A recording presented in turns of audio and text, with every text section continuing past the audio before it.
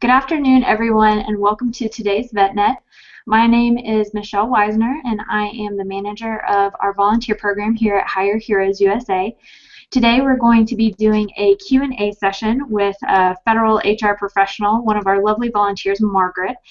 So she's going to be answering some questions for us and kind of going through the do's and don'ts of applying to federal jobs, which is wonderful. We all have questions about that arduous process. Before we get started, I would like to take just a couple of minutes to talk about what VetNet is and give you a little bit of information about Hire Heroes USA. So VetNet is a partnership between our organization, Hire Heroes USA, the Institute for Veterans and Military Families out of Syracuse University, and Google. And essentially, it's an online platform where we deliver weekly and biweekly classes on topics related to the job search. So it's a great opportunity for you to learn from professionals in the field, both volunteers like Margaret who have experience in a specific sector, as well as professionals at our organization to ask your personal questions about just general job search topics, but then also what you may be facing in your individual situation. So a little bit more information about Hire Heroes USA. We are a 501c3 nonprofit organization, and we're dedicated to creating job opportunities for U.S. military veterans and their spouses. And we do that by working with folks from all across the country, some who are still stationed overseas. And we provide personalized service based on the individual's needs. So we work with you to craft a professional resume. We work with you to help you with LinkedIn or networking more generally, crafting cover letters, whatever you're struggling with in the job search, we're there to help you and just to be a support for you while you're going through your job search and even beyond. There's no time limit or any kind of constraint as to who we offer our services to other than you have to be a military service member or a spouse. So our registration happens every Monday morning on our website, hireheroesusa.org. It's free. So if you're not a member, please feel free to sign up. We offer these weekly classes in addition to all the other services that we provide. So great information. And with that, I'd like to start today's VetNet session. And what I'll do is I'll toss it to Margaret for a brief introduction about herself and her career. Okay, thanks, Michelle. My name is Margaret Banton, and I've worked in federal HR for a whole lot of years now, close to 23, and in and out of that. But those first few years, I worked as a transition assistance specialist for Department of the Army and Department of the Navy, and that's been my passion ever since. To be honest with you, is transitioning veterans. So that was before I was a federal HR person. I was on the other side helping transitioning military and their family members with privates, doing what Hiring Heroes or Hire Heroes does, the same type of thing, teaching a lot of what we call the TAP classes and that sort of thing. So then went from that to working in the private sector as a recruiter, a corporate recruiter. Because a lot of TAP folks go and from there they go work for a company, because we deal with so many corporate companies and nonprofits and so on, and government agencies. Then from there went to federal HR. So started out as an Army veteran, 5 years Army, and then went Air National Guard and retired from it 2 years ago. So really all along I've tried to be in the transition assistance field and trying to help veterans, whether it's from my HR federal viewpoint versus private sector or what have you. But over the years I've kind of gone through the whole process of where we started with what we called the old SF-171s, Standard Form 171, which was a god-awful form, but at the time it was a good thing. And then we automated it. So, and then put together the shorter form called the OF-612. Those forms are still, at least the OF-612 still out there. You can apply for a federal position with that form, but these days everything is pretty much, of course, automated. Most agencies have a online system. You can still apply with a manual resume. It is a federal requirement for agencies to still have that available for folks that cannot get to an internet access, like some of our folks who are deployed, who may not have that access available to them, or in some of these they're off the grid, and they can't get to those systems.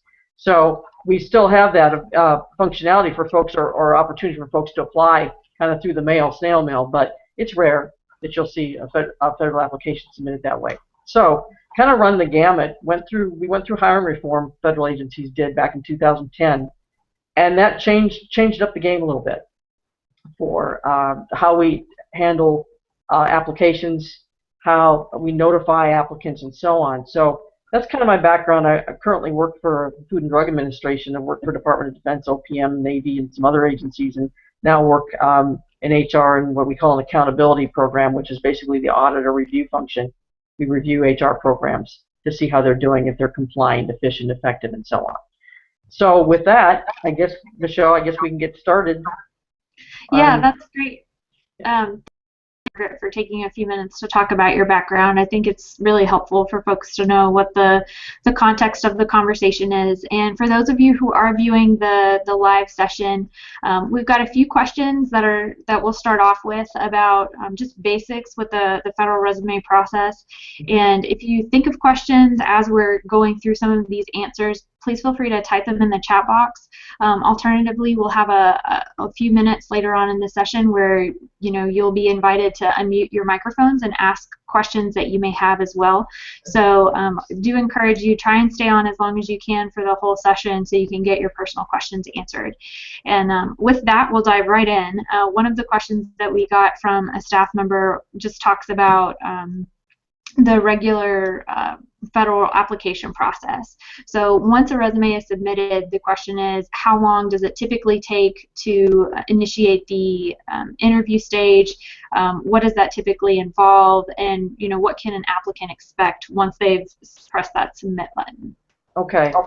Let me first talk a little bit about what's called the 80-day hiring model, which is still out there in federal service. It's a standard that OPM put in place several years ago, and they took that 80 days is basically from the time there's a requisition for a job, meaning we need to fill this job. Hiring manager says we need to fill it, all the way until the person is in the seat, entrance on duty, called EOD.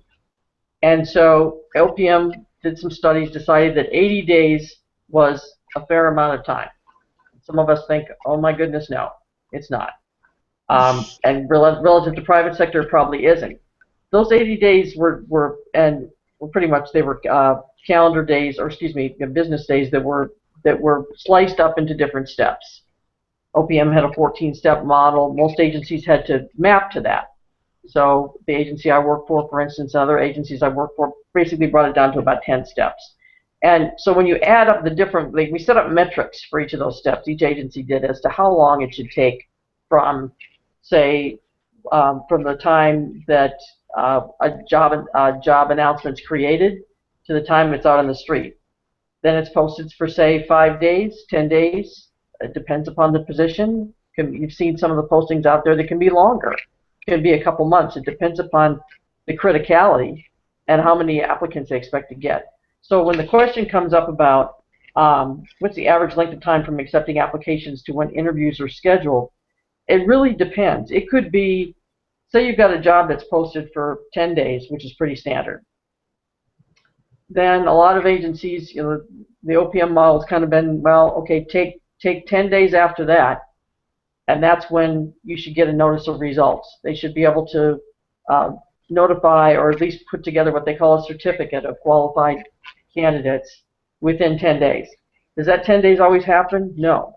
And that's based upon the number of applications. When that 80-day model was put into effect years ago, we weren't getting the numbers of applications we are getting now, and every agency deals with hundreds of applications for a job.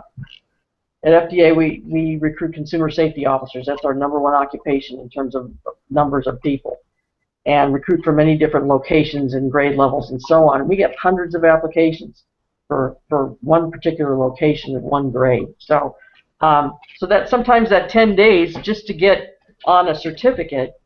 So say you make a certificate, and I'll talk a little bit more what that means. It's basically it's a slate, or basically a list of qualified candidates, folks that are considered best qualified, and that's sent to the hiring official.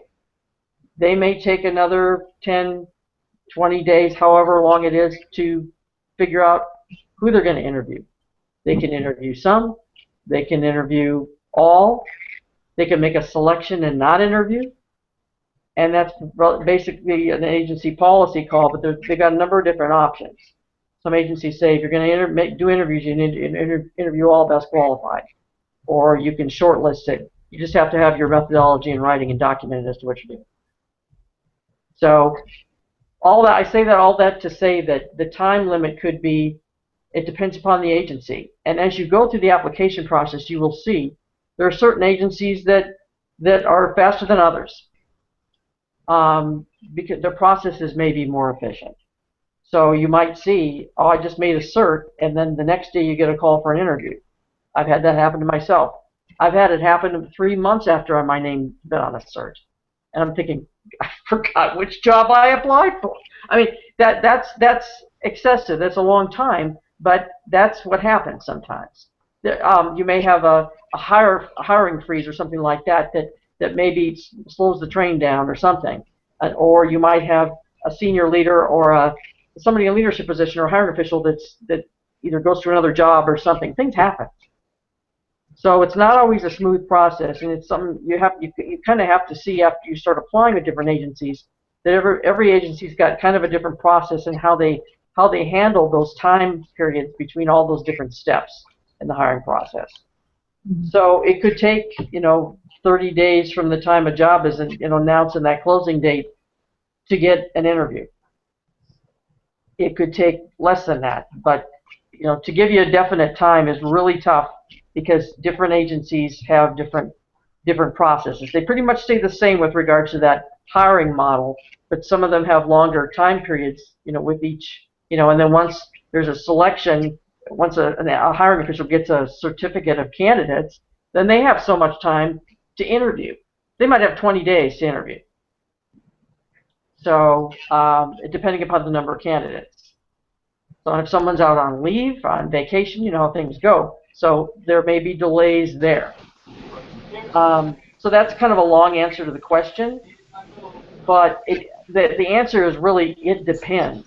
And you kind of have to keep that kind of 80-day thing in mind. Sometimes agencies hire less time periods in that. Sometimes they hire longer, but there's no definite, they track their metrics pretty consistently. They report those metrics up to OPM.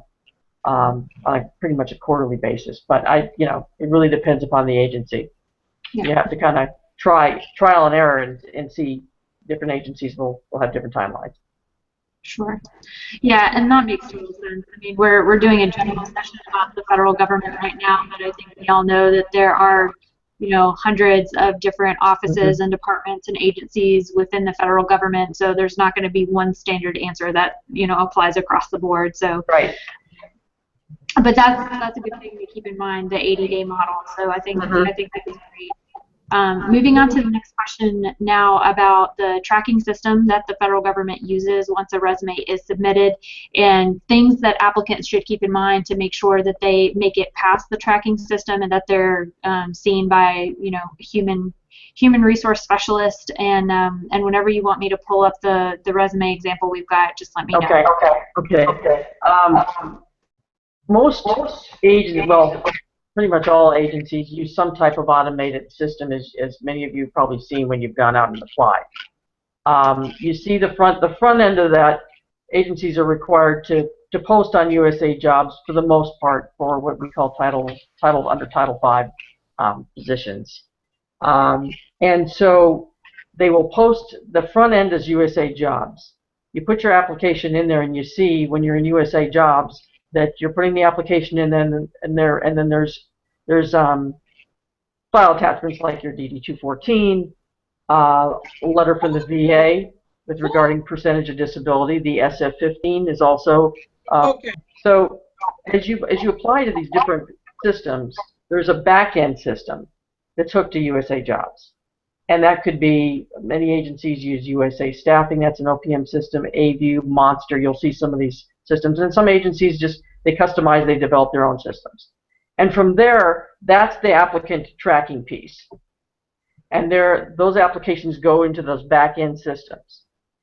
And so once that application hits that system, if you will, it's really up to that HR specialist who is assigned to that recruitment action as to, when they're looking at these applications, they're also looking at the applications and resumes. It's not just you're not complete reliance on the automated system. It helps because it's dealing with all the electronic, all the paper isn't there anymore. Now you're looking at, the system can look at keywords, but really the HR specialist comes behind and has to verify that when an applicant applies and when you're submitting your resume, your federal resume, you're also, more often than not, completing an assessment or an occupational questionnaire, and you'll see that could be 20, 30 questions, however many for that. And that's put together by the HR specialist in the combination with the hiring official. And they're asking you different tasks per question. A lot of times the questions are centered around competencies like oral communication, written communication, customer service, some type of technical ability, if it's your knowledge, like in my career field, knowledge of federal HR law and regulation or something like that. So, that system will then track applications. The system will only do so much. You still got a human HR specialist who's assessing whether or not your answers to that assessment are backed up and supported by that federal resume or application. The tendency for applicants, and this is human nature, is for us to overrate ourselves. We all want to make the qualifications. We all want to get on that certificate. I feel like if there's a 1 to 5 answer, and if I'm answering like a 2, like I have very little knowledge of this or whatever, then I'm not going to make that certificate. So I'm going to rate myself higher. But at the end, that specialist goes back and verifies whether or not your resume is supporting those answers. So, and that system from there will generate points based upon point values that are assigned to that occupational questionnaire. So the key is, how do I get on that certificate? That's what you want to do. Is just like in private sector, you submit a resume, and how do I get on that in that pile of resumes that the hiring official is going to look at and call an interview? Basically, that certificate is that pile of resumes or that pile of applications. How do I make that certificate? How do I make what we call the best qualified group? And that's based on points and points that are assigned to your application from there. So, and I think now we can let's pull up the resume, Michelle. All right. Really, there we go. So this is an actual federal resume. It's not a resume that's used in USA Jobs through the resume builder. It's actually a resume that someone put together with just a regular federal, what they call a federal resume. And it looks similar to our private sector resume. I don't know where the resume went here. I think we lost it. There it is. Okay. And it's similar to your private sector resume, right? But you've got some other things in there, like the clearance at the top, veterans preference. The objective in there is good, but if you're already applying for that particular position, they know that that's the position you put in for, because that resume will only go to that position and announcement number. But when we go into the work experience, you'll see a lot of that same required information that USA Jobs is asking for in their resume builder. And that information, like number of hours per week, that's not normally something you put on your resume. Doing this. A private sector resume. But it is. I got on mute and all this, but I can't see. Okay, we got some feedback or noise here. Sorry, Margaret. Okay. Got it? Yeah, it should be good now. Oops. Okay. Oops, we keep going back. I think we got it now. So you're seeing like the hours and so on, and the salary. Mm-hmm. And normally you wouldn't necessarily have that on a regular resume. It would be like too much information. But now we've got supervisor name, all that stuff, and that's the same stuff that's required in the federal application. The key is, and there's really no right or wrong to whether you're using the federal resume, a resume that's like a federal resume versus the one in Resume Builder on USA Jobs. But I would highly recommend you start with that the USA Jobs Resume Builder resume. At least getting that thing in the system. And you can cut and paste from your regular resume to get it started. That way you know you're supplying all the required information. You can still have your regular 2-3 page federal resume or private sector resume and add it as a file attachment like you would with your DD-214 or other documents.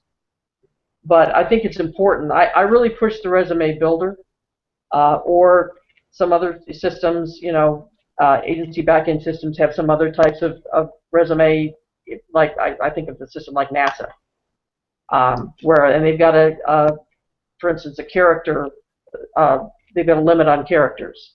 So you may have to cut your federal application down a little bit. But I would use whatever system builder there is. In this case, with when we're talking about USA Jobs, that actual resume builder. Because that way you've got all this information. The information that we're seeing in that resume, which is action verbs like we always talk about in resumes. The use of action verbs, like he's got logistics and security supervisor, directed all logistical movements and security procedures for over 6K supply shipments across southern Afghanistan in support of enduring freedom, valued at. That's highly results-oriented writing there.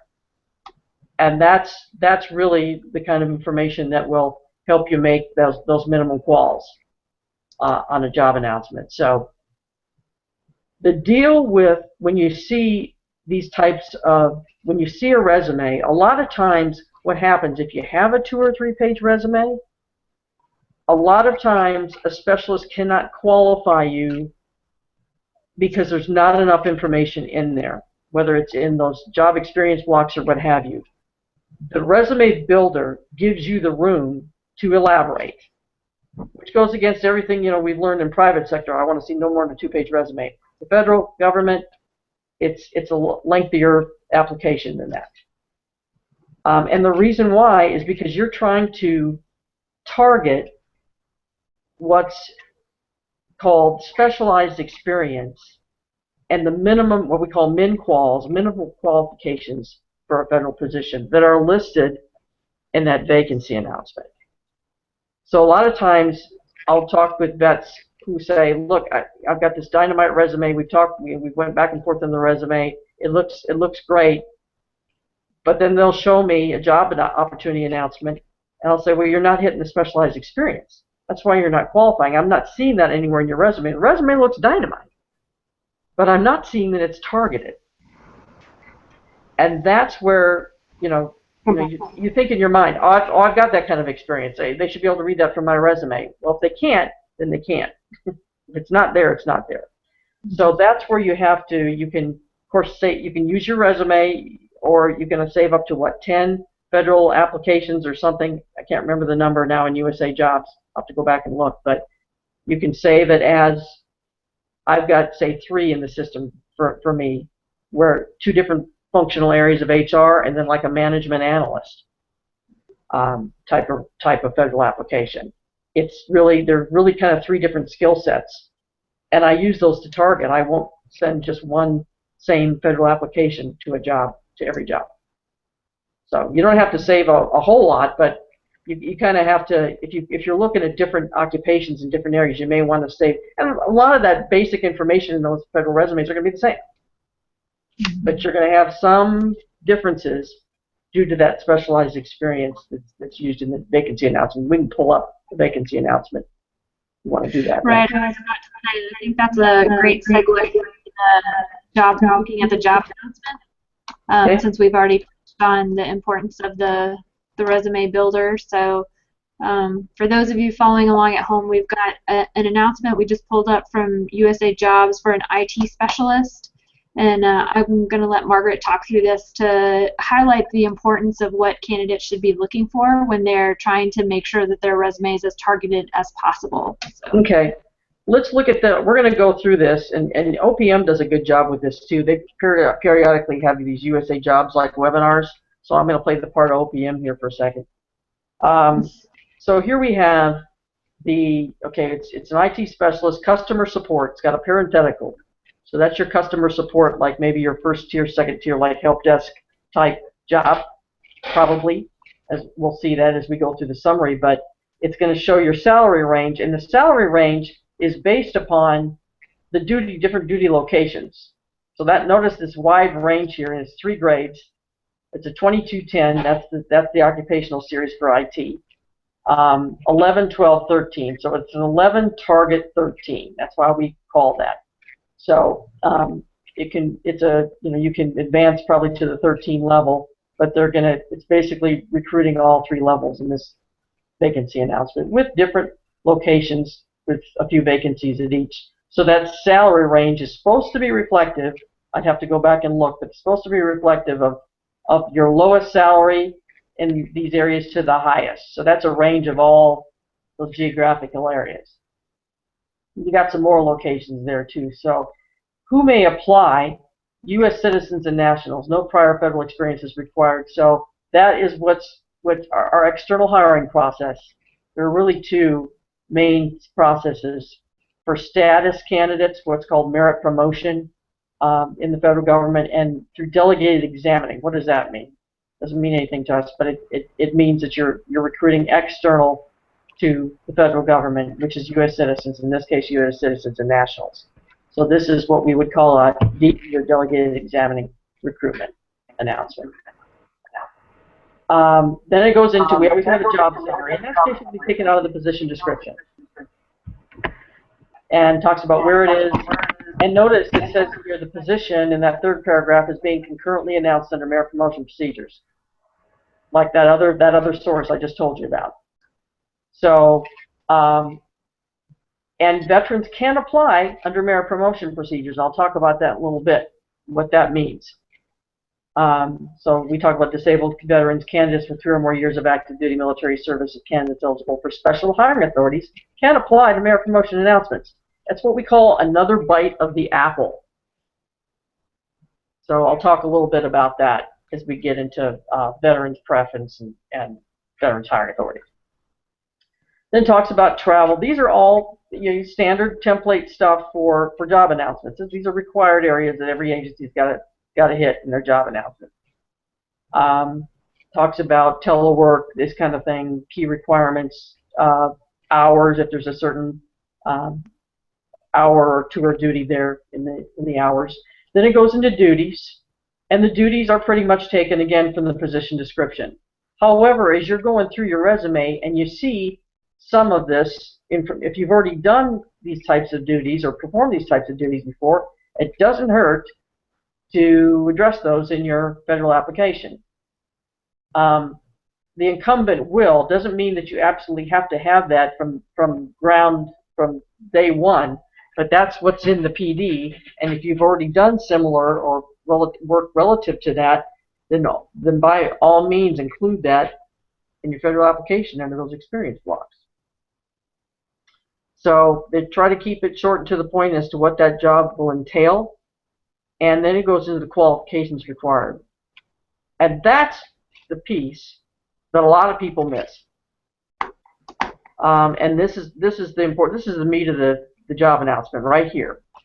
So specialized experience is, and they'll always say you must have 1 year of specialized experience at the level of difficulty equivalent to the next lower grade. So if I'm applying for a GS11 here, I need to have equivalent experience that's equivalent to 1 year at the GS9. Likewise, for the 12, I've got to have it equivalent to 1 year at the 11. For the 13, I've got to have it equivalent to 1 year or 52 weeks at the 12. And it says that. These specialized experience statements are pretty well written. I'm an auditor, so I'm looking at this saying, that's a good JOA there. It's well written in terms of, we get on agencies all the time on specialized experience statements, and don't provide laundry lists, just make them short but concise and understandable. So the GS11 includes experience resolving customer IT support requests, providing personal computer and software support to staff of assigned organization, diagnosing and resolving problems to hardware and software issues, researching new applications to ensure that proposed software applications will function in the current network environment, or education. You can substitute 3 years of progressively higher level education leading to a PhD at the 11 level for that specialized experience, at the 11 level only. So, and that's based upon what we call the qualification standard for the 2210 series. And you can look that up, and they may even have a link, a hyperlink in the job announcement. But so keep that in mind. So, and as we go through here and we see the specialized experience statements for the 12 and 13, they're getting a little more advanced, showing a little more complexity, with level of difficulty, scope of the work, and so on. So you'll see that. I won't read them to you, but you'll see these statements in here for the 12 and 13. And when you go into the system as you're applying online, they'll ask you whether or not you have this different. They'll have questions that are addressing those special experience statements. Do you have this? Do you have that? So it's showing them, okay, this person's applying at the 11, 12, and 13, or they're only applying at the 12, or they only want to be considered at the 13, or how, they'll ask those types of questions. But that verbiage in those specialized experience statements is where you need to target. If you say, I've got that, or I've worked with this before, your resume's got to support that. It doesn't mean it's got to be word for word, but you've got to have something comparable in that resume that will address that type of experience. Don't assume, well, I've got that. Go back to your resume and find it. Or I didn't include that piece in my resume before. You'll want to for this particular job announcement. Because it's going to make the difference between making it or not. Specialized experience means you got to hit from day one on the job that you've got that experience from day one. We've had agencies where they write very restrictive specialized experience statements that we're not finding, well, that's really not tied to the position description and that kind of thing. Sometimes agencies will do that, and from an audit perspective, we look at it and say, no, that's not right, because can this be learned within, can it be learned within 90 days on the job, and so on. So we ask that question. But if truly you need to have this kind of level experience at the 12 to come in from day one, then that's what they want you to have. And that's the piece that you've got to make sure, whether it's key, when you're talking about keywords and all that, that you're addressing somewhere in those experience blocks. And it doesn't matter how recent that experience is. It can be 10 years ago. It can, there's no statute of limitations on this. Okay, so you can, and that's it's very, very. And OPM just put out something not too long ago, a memo from OPM saying you cannot exclude folks, based on recency of experience. The experience is the experience. So I hope that's helpful. As you go through the rest of this job announcement, you're seeing, in addition to meeting the specialized experience, you got to show proficiency in the competencies listed below. There used to be, an agency still use the term KSA, knowledge, skills, and abilities. We're using more now competencies because they're like groups of competencies. Attention to detail can mean several different things: customer service, oral communication, and so on. So they've picked 4. And your questions in that assessment, when you go online to fill out your application, the questions will be pretty much centered around those competency groups. And many times now, you'll be asked, for instance, they start asking you 5 or 6 or 7 questions about customer service. Sometimes at the end of all those questions, they'll say, okay, and if you answered D or above, or if you answered E, which is like the most experience, where is it in your resume? Show us where it is by title, dates, and so on, where it is. So more and more agencies are doing that now. They're trying to have less of a burden on applicants to address KSAs. That was one of the deals under hiring reform, that agencies were not to have folks put additional narrative in their applications because it was burdensome. I remember years ago having to craft KSA responses, paragraph after paragraph. Very time consuming. It's a burden on the applicant. So we tried to do away with that, but agencies are starting now to at least try to have you verify where that experience is on your resume for, say, 10 questions at a time or 5 questions, whatever's pertaining to that competency. So that, yeah, and see, notice under problem solving, when on that job announcement, you got it all in caps here to get our attention. Candidates who do not meet this requirement will automatically be found ineligible for this position. So if you've ever seen a notification from an agency that says you were found ineligible, and you say, what the heck does that mean? That's HR legalese here, but what it means is you're not meeting the minimum quals. You're not meeting minimum quals, so you're rated ineligible. They're not going to go forward. They're not going to rate your application. There's no point. They don't take any more time. You're rated ineligible. More than likely are not going to adjudicate what we call adjudicate veterans preference. There's no need to, because you're rated. You're not qualified for the position. So that's that first step in notification that agencies are required to do, is to tell you whether or not you're eligible or not. So that's an important thing. When you see that word ineligible, it means you don't meet the requirement. Don't meet those above requirements. And it says notes there, the experience may have been gained in either public or private sector. 1 year of experience refers to full-time work. Part-time work is considered on a prorated basis. So I tell folks, if you've been volunteering, if you've worked part-time, please list those hours on that federal app or federal resume. Because an HR specialist, the system's not going to look at that. The HR specialist is going to go back and say, I got to credit this person for 1 year at the GS equivalent to the GS-9 level. And to do that, that 1 year's got to be at full time. But if they've got some part-time experience back here, I can add this up to qualify them.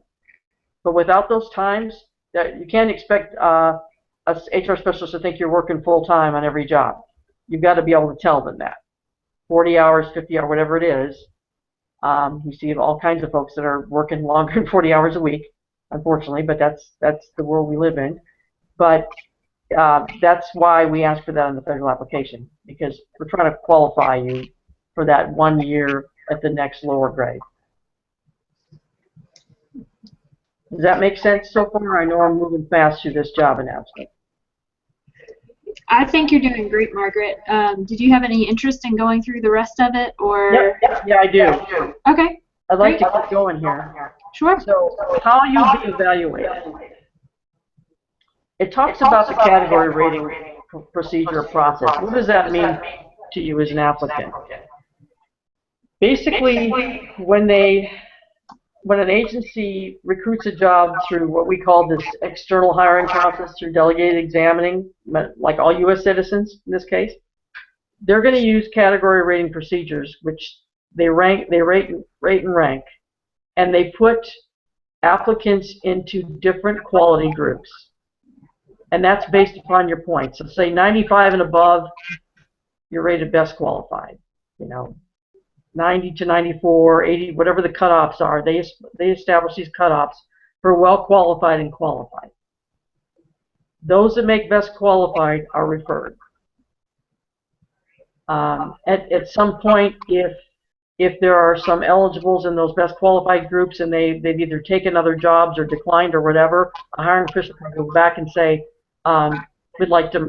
we've exhausted the BQ, we'd like to now see the well qualified, and so on. And that's what they call a merging of categories. But generally speaking, given the numbers of applications that we have in today's environment, you got to make the BQ.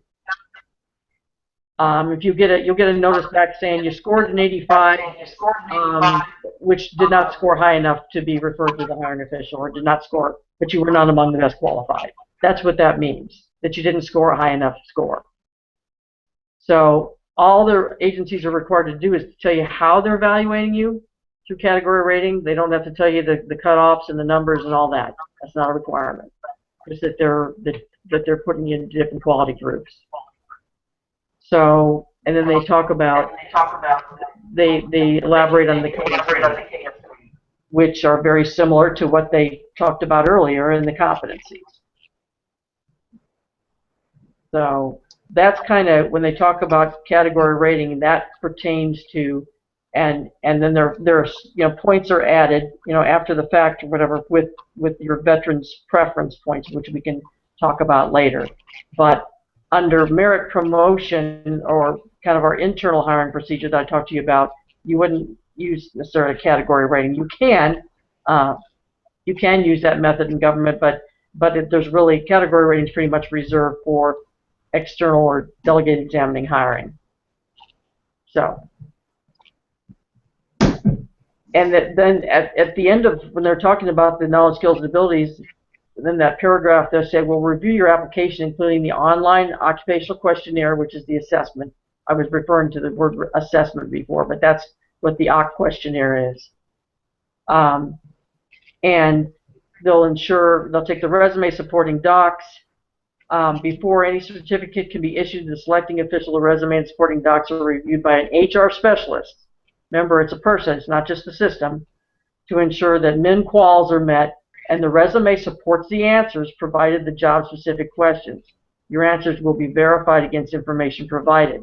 You could get an eligibility notice that says you're ineligible because your answers didn't support it, or your resume didn't support your answers. Most of the times now, you're going to see a verification question either at the beginning of that occupational questionnaire or at the end that says, are you sure that your answers, that you've answered truthfully, and you're answering yes or no? So that's something that many agencies have put in the front, either at the front end that and sometimes it's both ends. The front end that realize that your answers are going to be verified. You understand that, and at the end, okay, you verify that your answers are truthful, and your resume supports that. So you're kind of you're signing on the dotted line that you're being truthful in your answers on the assessment. And if you're not, they're not going to be outside your doorstep, but they're gonna come back and say your resume doesn't support it. You're rated ineligible.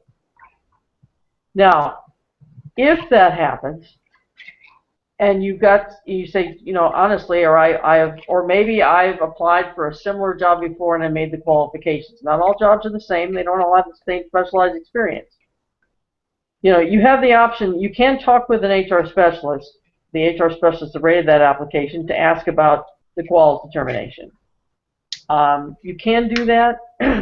I don't know how much, every agency's got a little different process for how they handle that, but you can certainly ask a question of a specialist as to why you didn't meet the qualifications.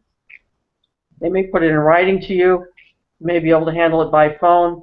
It's a high volume environment that we're dealing with now, but at the end of the announcement, and it should say, if we scroll down there, Michelle, a little bit, can we scroll down to the bottom of the JOA? Thanks. It will say, okay, how to apply, all that good stuff, required documents, resume, college transcripts, and I don't want to skip all that, but it's got an agency contact information. Agencies are required to put some kind of contact, even if it's a help desk of their ops team, which in this case, they've got a phone number, maybe not a designated person, where you can call and at least try to talk with a specialist or somebody about that position, or if you don't have a status after a certain period of time or a notification. I can't tell you what the response rate will be or how fast that'll be. I'd be rich if I could tell you that. but they're required to put in the contact so that at least you can get some help and figure out. A really good HR specialist, and it's very time consuming, could sit down with somebody. In the old days, you could sit and knock on the door of the HR office and set up an appointment with a specialist. Everything's done remotely pretty much these days, so it's tough to do that. But there are ways that HR specialists can at least tell you, this is why you didn't make it. We didn't see this specialized experience in your application, this particular part of it, or whatever. And sometimes they'll have a subject matter expert, especially in areas like IT. I know in our agency with our scientific occupations, who are helping HR out and looking, the subject matter experts or a panel of folks that are looking at those resumes, those applications, determining then quals, especially on the more technical jobs. So there may be some other folks involved that have weighed in on that are really subject matter experts. That's why they're called subject matter experts. They know their career field, they know what the requirements are, and they probably helped write that job opportunity announcement, and at some point probably the position description too. So there's a lot of information in these announcements. We had, under hiring reform, we had asked agencies to basically try to get their job announcements down to no more than 5 pages. It's tough to do that, especially when you're recruiting for a number of positions at different grades in different locations. But for the most part, this one looks like a fairly short job announcement.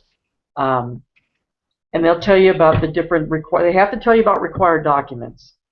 And the system you can go in there and pretty much with USA Jobs, of course, have your DD-214, your transcripts, and private sector resume or 2 or 3 pager. If you got your Hiring Hero resume that you put together, you can put that in there as a file attachment, and anything else. If you're already a federal employee, you've got an SF-50, or anything that's related to documentation through a reduction in force. If they're talking about other required documents, you can submit those or attach those to your USA Jobs account and not have to reattach them, unless an agency has a back-end system that asks for your file attachment separately. I'm thinking about like AView and some of the other systems that are out there that agencies use. And you'll think, well, I've already got it in USA Jobs, but you'll still have to attach it on their back-end system.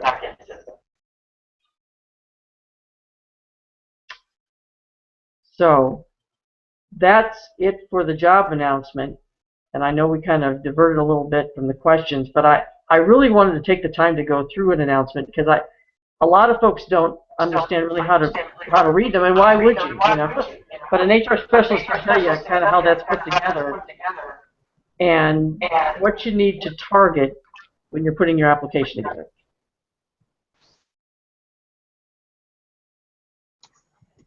And that's really helpful, Margaret. Thank you so much for going through such level of detail with the job announcement. I know that those are pretty dense documents, so we really appreciate you taking the time for that. We do have a couple of questions in the chat box, and I know we're coming close to 4 o'clock, so I'd like to go over those just briefly.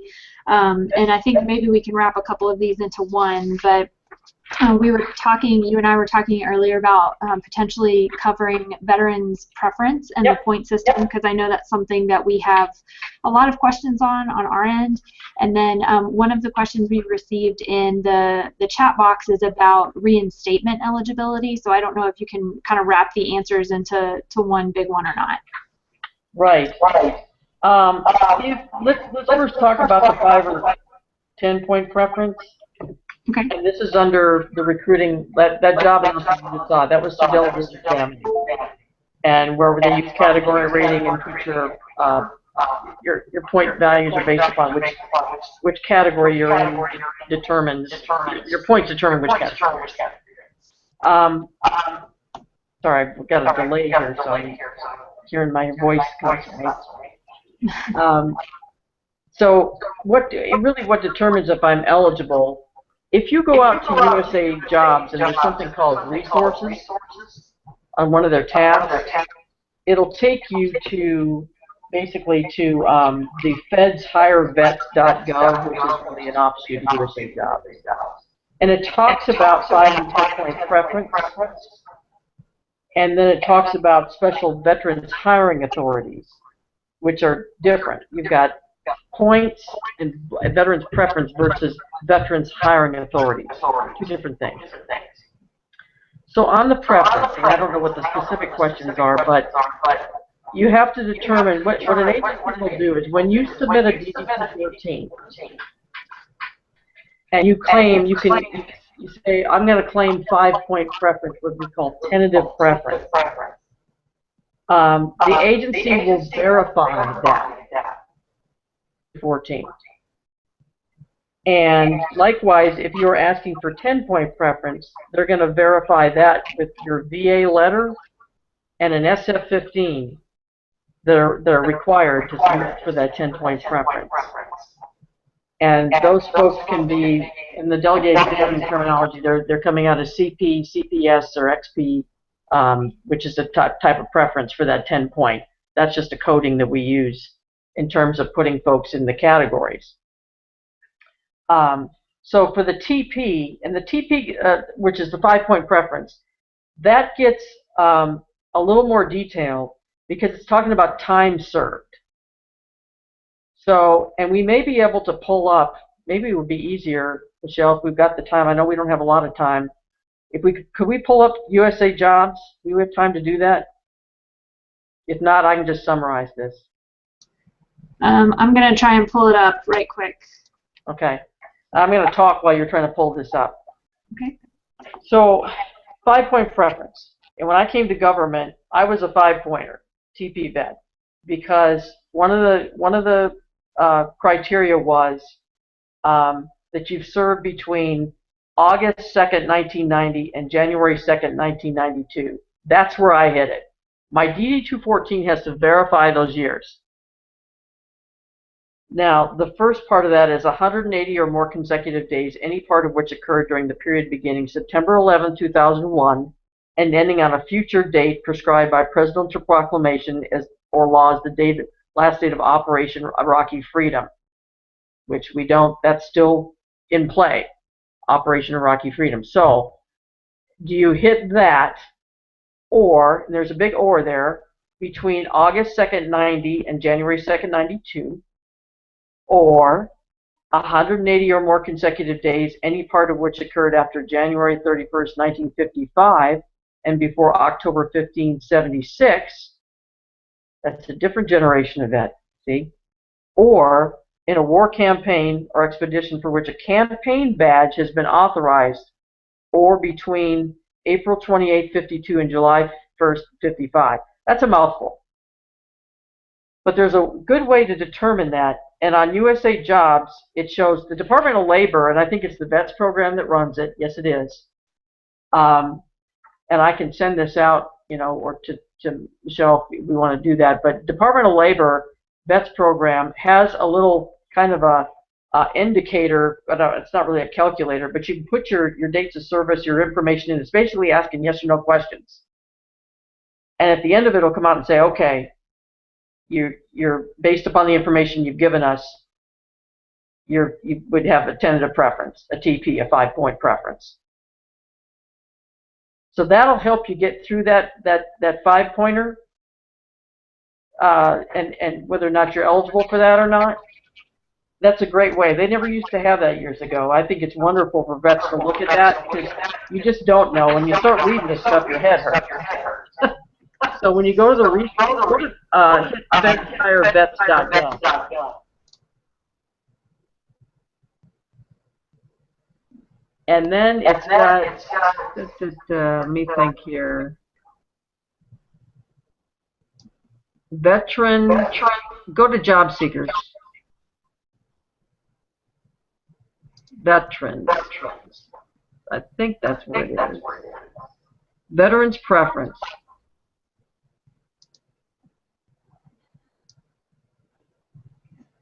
And so that stuff I just read you, that's where it kind of describes all of that. There is more information out there about veterans preference than there's ever been, thanks to OPM. This used to be kind of a mystery, and it's not. So, and it goes into all that criteria for 5-point. And they get at the top, they're saying you are a 0-point preference eligible. No points are added to the passing score or rating of a veteran who is the only surviving child of the family in which the father or mother or one or more siblings. So it goes into that as well. But the 10-point preference. Okay, and it says if you're not sure of your preference eligibility, visit DOL's Veterans Preference Advisor. Would you like me to visit that site? Yeah, try that, because I think that's what it is. Yes. So So you can start answering these questions. I'm going to try and make it a little bit bigger so people can actually see it. So I'm going to say yes.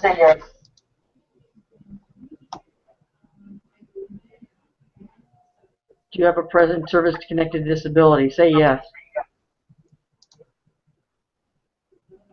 You appear to be eligible for 10 point. To determine whether you have preference during a reduction in force, review the RIF eligibility. That's something different, whether you're already a federal employee, and then they're going to run a RIF. There's something called veterans preference for RIF. So, meaning if they're going to run a RIF in my organization right now, and I'm the only veteran, there's maybe one other veteran in my office. He was hired as a 10-pointer. I was hired as a 5-pointer. So under RIF, he gets ripped the last. I get ripped the second last. And everybody who's a non-vet is ripped. They're at the top of the list for RIF because they don't have veterans preference. So that veterans preference can help you get hired in the federal government, but also helps you if they're ever, I hope not, running a reduction in force. So this veterans preference advisor, there's also the part where there's a part of this. If you just go out to the DOL vets, I think main page, you can get to the actual where they're talking about going through the 5-point as well, preference, and whether or not you hit these different criteria.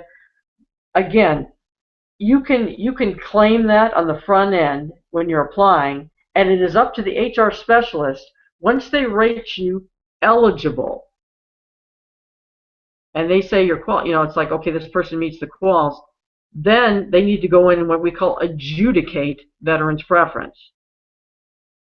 So I've got 95. I made it 95 based upon my experience and verified experience and so on. They can now add 5 points to my score because I'm a 5-point vet. I'm now at 100, and I can move up to the top of that, the top of the BQ group. And there's some more technical stuff that I could go into a whole other class on the different, if they're scientific positions versus non-scientific, but we're not going to go there today with a few minutes left. But I hope that helps a little bit. I didn't get into veterans authorities, but I want to talk about one more in like 2 minutes. Can I do that, Michelle? sure. Okay. There are also on USA Jobs, when you go out to that Feds Hire Vet site, they do a good job of talking about VRA, which is Veterans Recruitment Appointment. And it talks about, again, gives you criteria. You're a disabled vet or in receipt of a campaign badge for service during a war and a campaign or expedition, or receipt of the Armed Forces Service Medal, are recently separated veteran within the last 3 years. It goes into all these different conditions. If you're eligible under those conditions for what they call VRA, you can be appointed. It's an accepted authority, which means it's accepted from the competitive process, up to a GS 11. No higher than 11. But if I'm an agency official and I'm like, man, I need to hire some folks very, very quickly, I can hire people off the street under VRA if I've got a job that goes up no higher than 11. If I want to go and hire some folks, I want some administrative support job or even an IT or something like that, I can hire them on a VRA appointment. And part of that is putting you on a training plan, a definite training plan where you're assessing, once per year. They can use that VRA to fill temporary, not to exceed 1 year, or term, more than 1 year, but not to exceed 4-year positions. It's a great way. When I was a military spouse and I didn't have status, I got a VRA appointment stateside when I came back until I could get an appointment through the delegated examining process. But that was a great way for me to get, again, it was a GS9 at the time, I think, and it was a great way for me to get hired quickly. And all I had to do was submit, again, my application, my DD-214, to prove that I was a VRA eligible. So it's a good source to bring in folks. The other one is Veterans Employment Opportunities Act, VOA, we call it. And that's where you can use the VOA authority when you're applying under merit promotion. You can use some other authorities as well, but that one's a biggie. That was put in law in 1998, and that's how I came into the government. I was on a DE cert and an MP cert as a VOA candidate, and that's how I was hired. They didn't even use the delegated examining external cert. Didn't use it, hired off that. So if I hadn't used that bite of the apple, maybe I wouldn't have got the job. So it was another way. I say bite of the apple was another way to be hired with all the other federal candidates that were on the cert. So, and it talks about that as to you got to be a preference eligible or a veteran who substantially completed 3 or more years of active service. So go and check out those authorities on USA Jobs. We could do another class on that, but that's different. That doesn't give you points. Those are veterans hiring authorities. They're not veterans preferences, if you will. So Margaret, I know we're close to the end of time. I've got one last question here that I'd like to squeeze in if you're okay to stick around. Sure. Okay.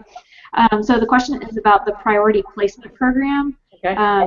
The person in question is a retired veteran with 10 points and applied to the PPP program. So if you could just talk quickly about it, I think we're just looking for some general information. Okay. And for those of you on the call, those of you that are left, I know we've lost most of our viewers today.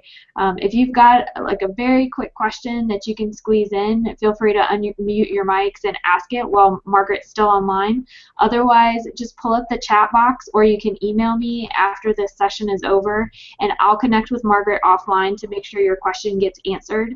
I know we're running over time now, so want to be respectful of everyone, and especially Margaret's time today. So if you've got a question that didn't make it into the session, just email me and we'll get it taken care of. Okay. So the question is, this is a person's a 10-point vet, and Yes. They're asking about being considered under priority placement? Yes. Okay. PPP, priority placement program, you're talking about people that have been displaced from agencies, and does this person currently have status as a federal employee? I'm honestly not sure, Stephen, Yeah. if you want to unmute your mic and answer that question. No. Okay. No, I don't. Okay. Yeah, PPP is basically, it's folks who have been displaced from a federal agency. So, meaning that if there's been a RIF or there's been some type of a downsizing or what have you. And so when we go back in, when we're hiring it for an agency, we have to make sure that we clear PPP first. Is there anybody that's been displaced in this geographic area? So you'd have to have you'd have to be registered in the PPP program as a vet. So, but however, if you're a 10-point vet and you see that announcement that's out there, and again, you could use that special hiring authority as a disabled vet, and they could consider you. Again, you have to look at the actual announcement to make sure that they're in fact considering the disabled vets, because they can. You can apply if say a job is closed. You can still submit your application, see if they'll put it in what they call their 10-point vet preference file. I've seen it happen in IT and careers like that where you can do that. So agencies are required to have that sort of file for 10-point veterans and keep it current. So PPP wouldn't necessarily apply to you, but there, when you've got that 10-point preference, it's good to kind of to see if you could possibly, even if it's a job that's closed or something, you may be able to apply under a special hiring authority under merit promotion, like we talked about, that internal process rather than the external. So that's a possibility. Disabled veterans enrolled in a VA training program can apply. You may be able to apply under what they call Schedule A appointing authority with that 10-point preference. But under PPP, that's generally a priority placement program. When I came on board years ago with OPM, there were a number of folks that were on the PPP list, and it was called the PPP list, and they had to, when they cleared it, they had to clear PPP. Well, those 2 folks were sitting on there. They had to be placed before anybody else was hired, externally or internally, in federal government. So, but there were already folks that have been federal folks that have been displaced. Does that answer your question? Yeah, he typed okay in the Yes. chat box, so I think Yes. great. Thank you very much, Stephen, for responding to our questions. That's great. Since we're already running over on time, I'd like to go ahead and just close out this VetNet session. I know we had a lot of questions, so again, if we didn't get to your specific question, please feel free to email me. My email address is at the bottom of the Hangout. You could also include it in the chat box, and I'll collect them before we close out today's session. Thank you to everyone who participated. Thank you especially to Margaret for making time today and taking time out of your busy work day. You've obviously got a lot to do with working in HR in the federal sector. And for all of you who are participating, remember that we do these classes on a bi-weekly basis, and you can continue to follow us on Google Plus or our YouTube channel, the VetNet Basic Training Track, in order to watch older videos and also see the new events that we've got coming up. So thank you very much for attending today. Thank you all.